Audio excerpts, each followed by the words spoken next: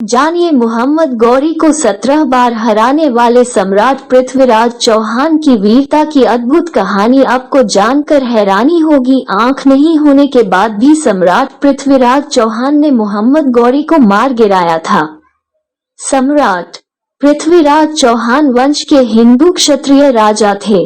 उत्तर भारत में 12वीं सदी के उत्तरार्ध में उन्होंने अजमेर और दिल्ली पर राज किया था। सम्राट पृथ्वीराज चौहान का जन्म साल 1166 में अजमेर के राजा सोमेश्वर चौहान के घर हुआ था। गुजरात में जन्मे सम्राट पृथ्वीराज चौहान बचपन से ही प्रतिभा दिखाई देती थी। दिल्ली के राजा अनंगपाल द्वितीय की इकलौती बेटी कर्पूरी देवी पृथ्वीराज चौहान की मां थी। पिता की मृत्यु के बाद 13 साल की उम्र में ही उन्होंने अजमेर के राजगढ़ की गद्दी संभाल ली। बचपन में ही कुशल योद्धा रहे सम्राट पृथ्वीराज चौहान ने युद्ध के कई गुण सीख थे।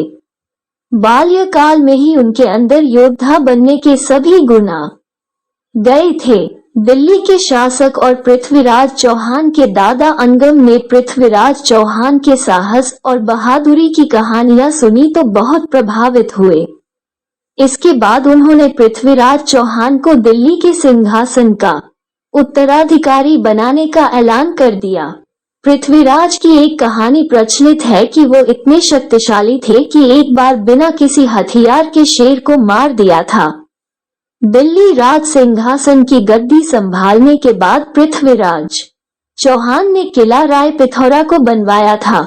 उन्होंने सिर्फ 13 साल की उम्र में ही गुजरात के पराक्रमी शासक भीमदेव को युद्ध में हरा दिया था। पृथ्वीराज चौहान 6 भाषाएं जानते थे, जिनमें संस्कृत, प्राकृत, मागधी, पैशाची, शौरसेनी और अपभ्रंश भाषा शामिल है। इसके साथ ही उनको मीमांसा, वेदांत, गणित, पुराण, इतिहास, सैन्य विज्ञान और चिकित्सा शास्त्र का भी ज्ञान था। पृथ्वीराज चौहान की तरह ही उनकी सेना भी बलवान थी। इतिहासकारों के मुताबिक 300 हाथी तथा 3 लाख सैनिक पृथ्वीराज की सेना में शामिल थे।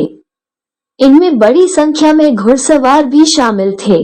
भारतीय इतिहास के सबसे प्रसिद्ध हिंदू राजपूत राजाओं में से एक पृथ्वीराज चौहान का राज्य राजस्थान और हरियाणा तक फैला था।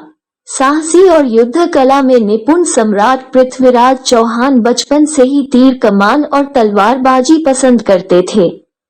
पृथ्वीराज चौहान को कन्नौज के राजा जयचंद की बेटी संयोगिता से प्रेम हो गया था। इसके बाद वह संयोगिता को स्वयंवर से ही उठा ले गए और गंधर्व विवाह किया। हालांकि संयोगिता के पिता राजा जयचंद और पृथ्वीराज चौहान की आपस में नहीं बनती थी। शादी के लिए जयचंद राजी नहीं थे। संयोगिता को उठा ले जाने के बाद जयचंद ने पृथ्वीराज से दुश्मनी मान ली।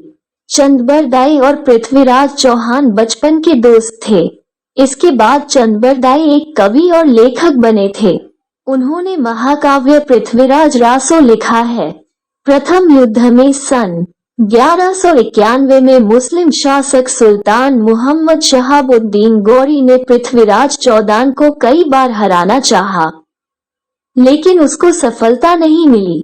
पृथ्वीराज चौहान ने युद्ध में मोहम्मद गौरी को 17 बार हराया। इसके अलावा वो इतने दरियादिली थे कि मोहम्मद गौरी को कई बार माफ कर दिया और छोड़ दिया। 18वीं बार मोहम्मद गौरी ने जयचंद की मदद ली और युद्ध में पृथ्वीराज चौहान को हरा दिया। इसके बाद उन्हें बंदी बना लिया और अपने साथ लेकर चला गया। पृथ्वीराज चौहान और चंदबरदाई दोनों को ही कैद कर लिया गया। मोहम्मद गौरी ने सजा के तौर पर पृथ्वीराज की आंखों को गर्म सलाखों से फोड़वा दिया। सम्राट पृथ्वीराज चौहान की वीरता की अद्भुत कहानी। मोहम्मद गौरी ने चंदबरदाई से पृथ्वीराज चौहान की अंतिम इच्छा पूछने के लिए कहा, क्योंकि चंदबरदाई और पृथ्वीराज आपस में मित्र थे। पृथ्वीराज चौहान शब्दभेदी बाण चलाने में माहिर थे। मोहम्मद गौरी को इस बात की जानकारी दी गई, जिसके बाद उसने कला प्रदर्शन के लिए इजाजत दे दी। पृथ्वीराज चौहान को जहां पर अपनी कला का प्रदर्शन करना था वहां पर मोहम्मद गौरी भी मौजूद था। पृथ्वीराज चौहान ने चंदबरदाई के साथ मिलकर मोहम्मद गौरी को मारने की योजना पहले ही बना ली थी। महफिल शुरू होने वाली थी तभी चंदबरदाई ने एक दोहा कहा, 4 बांस 24 गज, अंगुल अष्ट प्रमाण, ता ऊपर सुल्तान है मत चूके चौहान। चंदबरदाई ने पृथ्वीराज चौहान को संकेत देने के लिए इस दोहे को पढ़ा था। इस दोहे को सुनने के बाद मोहम्मद गौरी ने जैसे ही शाबाश बोला, वैसे ही अपनी आंखों को गवा चुके पृथ्वीराज चौहान ने मोहम्मद गौरी को अपने शबभेदी बाण से मार दिया।